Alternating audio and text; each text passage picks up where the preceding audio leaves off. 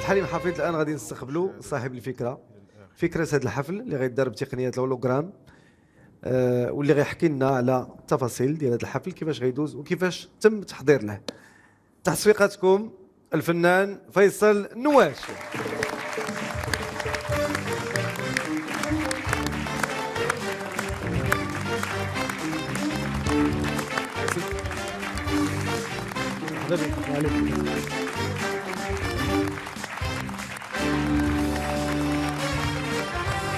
فيصل نواش، مرحبا بك معنا في رشيد شو. شكرا، الله يبارك فيك سي رشيد. وكنحييك على هذه الفكره العبقريه، انك دير حفل ضخم الفنان عبد الحليم حافظ بتقنيات الهولوغرام، ولكن هذه المره كنظن بان التقنيه فيها تطور كبير. اليوم بغيتك تقتسم معنا كيفاش جاتك الفكره اولا، ونتكلموا على تفاصيل التجربه هذه. هي الفكره بصراحه جات ماشي انا بوحدي، جات انا والشريكه ديالي مدام جميله عطرناس. كنا كنتكلموا في موضوع هولوغرام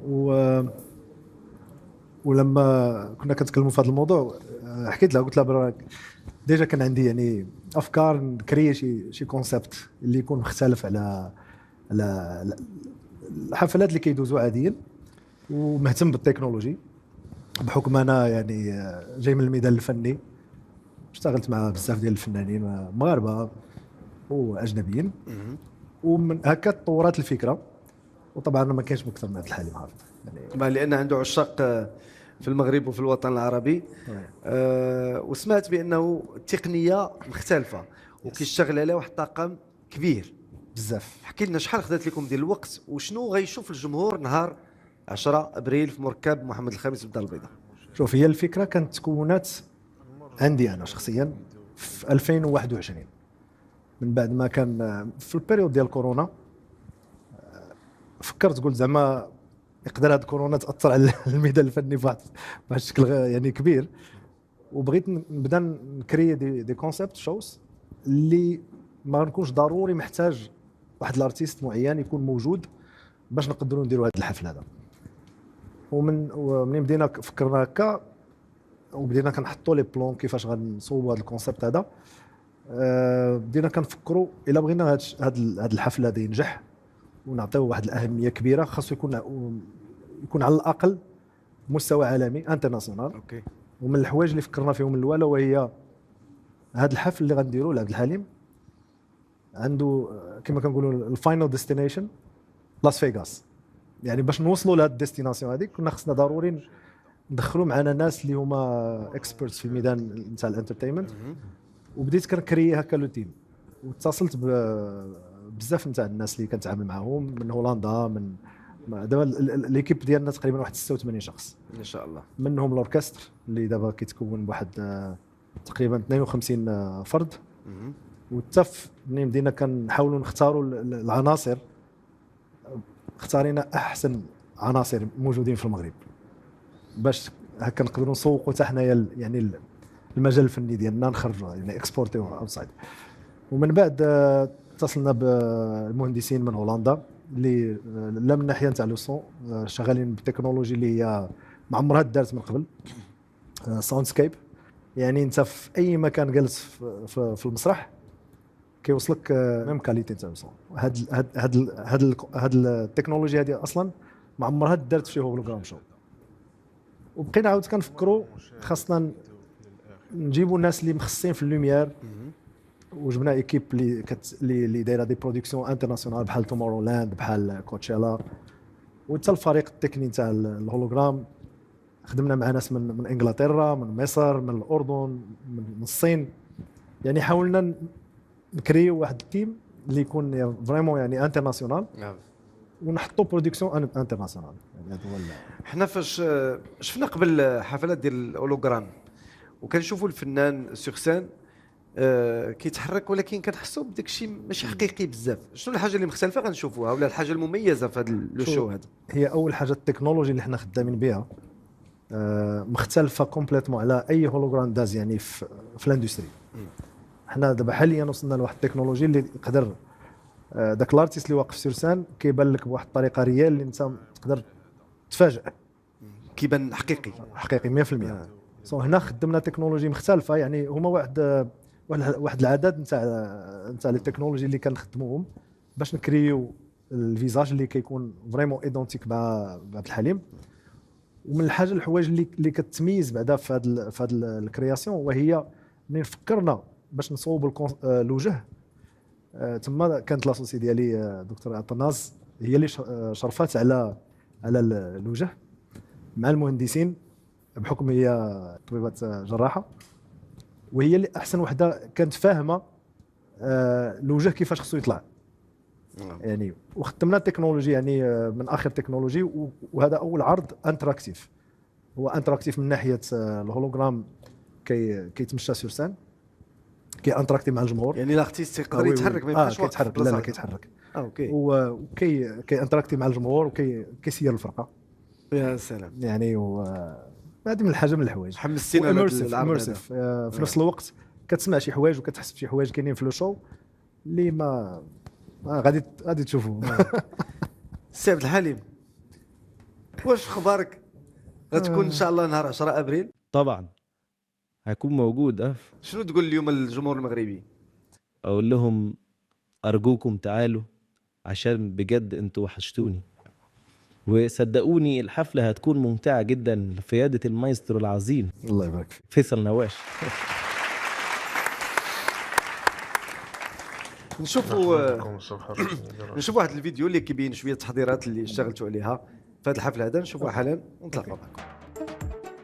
فيصل نواش، بغيت نسولك على واحد الحاجه مهمه بزاف اللي هي الحقوق ديال التاليف. طبعا لان كنعرفوا بان حقوق الملكيه الفكريه كترجع للعائله ديال عبد الحليم حافظ. فانتم واش عندكم هذه الحقوق باش ديروا هذه الحفلات هادو وباش الجمهور يسمع هذوك الاغاني بصوت عبد الحليم حافظ وهذا الشيء كامل؟ شوف، احنا من بدينا كنفكروا في الفكره نتاع هذا الكونسيبت هذا الشو. كانت اول حاجه فكرنا فيها هي الحقوق، لان ما يمكنناش نديروا شي حاجه وحنا ما عندناش الحقوق. المهم طراو بزاف ديال الحويجات في ذاك المده اللي حنا كنا كنشتغلوا فيها. وفينالمون اتصلنا بالاستاذ شبانه ورحنا لعند العائله في القاهره وجلسنا معهم وبريزونطينا لهم الفكره، وعجبتهم الفكره بزاف، وسيرتو شافوا فيها لا كاليتي اللي باش مخدوم الشو. وخدينا الاكسكلوزيفيتي مونديال يعني عالميا. حنا الشركه الوحيده اللي عندها لي دغوا نتاع الاسم والصوره والتشخيص. هذا واش اللي كاين. توفيق ان شاء الله. كنتمناو كل نجاح لهذا لو شو هذا. وغادي نشوفوا فيديو اللي كيوثق الزياره ديالكم العائله وتوقيع العقد ديال الحقوق. نشوفوا حالا ونعاودوا نتلاقاو.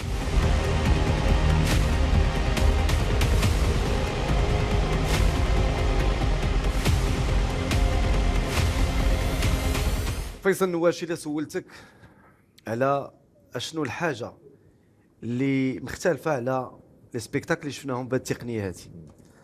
هذا السبيكتاكل مختلف كومبليتمون على اي هولوغرام شو داز يعني او نيفو انترناسيونال، لان اول مره فيه اوركستر غتعزف لايف سينكرونيزي مع هولوغرام. يعني 52 عازف لايف يعزفوا بشكل لايف. احنا خدمنا في التقنيه اللي خدمنا فيها، وهي كريينا لا فوا عبد الحليم من جديد. خدينا ماتيريال من الاغاني القدام، من لي زانترفيو، من الاغاني ديالو، وكريينا صوته من جديد بناء على الالحان والاغاني اللي كانوا كاينين، وسينكرونيزات الفرقه مع صوت عبد الحليم. يعني اي حاجه كتشوفها سور سان 100% لايف، ما كاين لا بلاي باك لا والو.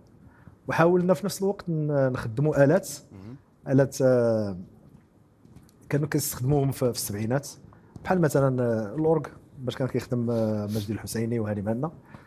قلبنا يعني درنا ريسيرش كبير وقلبنا على لي زورغ، حتى جبنا داك لي زورغ ولي زومبلي اللي باش خدامين. وفي نفس الوقت هذا ماشي غير الشو نتاع الهولوغرام، هذا لو شو هذا فيه كوريوغرافي، فيه يعني سور سان غادي تشوف مثلا كاينين اغاني اللي فيهم كوريوغرافي، فيهم ديزاكروبات نازلين بالسماء. كيبان لك بزاف د الحوايج، ما بغيتش زعما نحرق الفكره كلها، مي هاد لو شو فريمون يعني شي حاجه سبيسيال وكنظن الناس غيعجبهم بزاف. كل التوفيق ان شاء الله إن شاء فيصل الله. نواش. عبد الحليم حفيظ كنتمنى كل التوفيق، والجمهور اكيد انه غيجي يتفرج فيك ويشجعك ان شاء الله. لان عندك محبين كثار. شنو تقول للجمهور المغربي اليوم؟ اخر كلمه. والله اقول لهم ان انا فعلا هكون مبسوط لو كلكم جيتوا الحفله، وكمان شيء هيسعدني جدا ان الشعب المغربي يكون موجود في حفله انا رجعت ليها اغني. تعالوا يوم 10 ابريل، وفعلا فعلا هنرجع مع بعض لزمن الفن الجميل. شكرا عبد الحليم حافظ على حضورك معنا. شكرا. نشكر واحد السيد، وفيصل نواش الكلمه لك. بغيت نشكر واحد الصديق ديالي اللي ضرب معايا تماره بزاف، لان كما قلت لك راه الفريق فيه اكثر من 80 شخص. يعني غير باش نكونوا واحد الفرقه اللي كتكون يعني من احسن الناس في المغرب. كنت ضروري خاصني شي واحد اللي يساعدني، اللي يكون هو المدير نتاع المدير الفرقه ديالي، هو الاستاذ عماد كواله. تعب معايا بزاف لان غيرنا بزاف ديال العناصر، وكان عندنا سورتو ملي كنا كنحضروا مثلا لي ريبيتيسيون الاوقات، تعرف باش تجمع 52 شخص في نهار واحد راه ماشي سهله تقريبا امبوسيبل. و هذا الشيء اللي كاين. شكرا لكم مره اخرى، شكرا للجمهور المغربي اللي تبعنا، وغادي نختموا الحلقه ديالنا بواحده من اجمل الاغاني للفنان الكبير عبد الحليم حفيظ، اغنيه زي الهوى بصوت الفنان يوسف الجريفي.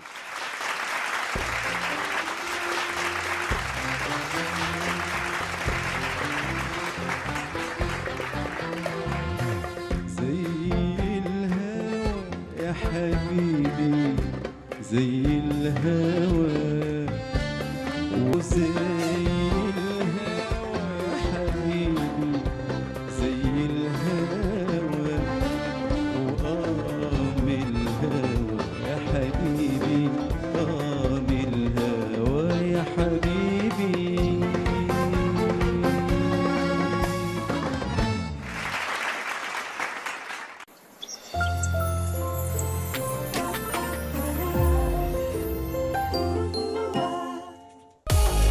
Discover the new Be Supreme in Dubai style. Be the best every day.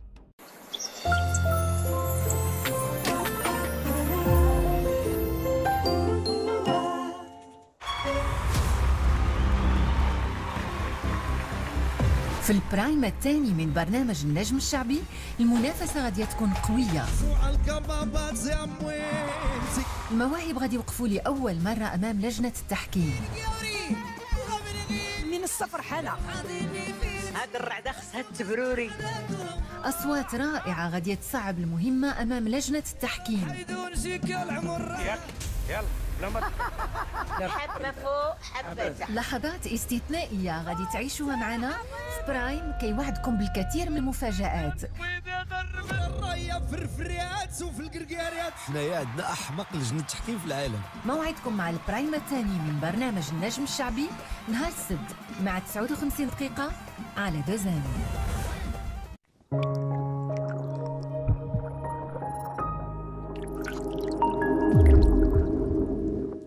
عندك يا محسن، عندك يا صاحبي ناري. واش دابا ما فارها معاه عاوتاني، ولكن شوف هاني شتي الكف غيفارها مع الطبايع بالخف. الكف 70 عام وحنا قادين في طبايعنا.